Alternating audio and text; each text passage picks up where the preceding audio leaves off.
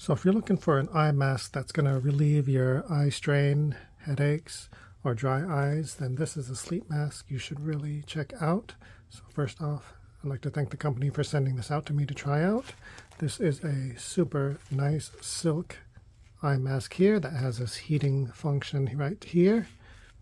It comes in several different colors. I have this kind of teal green color right here, but you can pick your favorite color.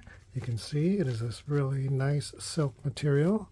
It has a nice large Velcro strap right here in the back.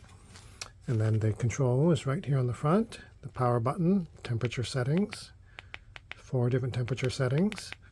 You can also set the timer right there and then hold it for a while to turn it on and off for the power. There's a little plug right there at the bottom, a USB-C plug right there. So it comes with the cable to charge it up via USB-C, and then it is super comfortable. You can see it's nice and large, provides total blackout while you're wearing it, and then these little cups here prevent any light coming in from underneath. It is super comfortable. It doesn't press up against your eyes. And then to clean it, they suggest hand washing only, but you can take this out just like this, and then you can gently wash that by hand. And then this is the heating pad right here.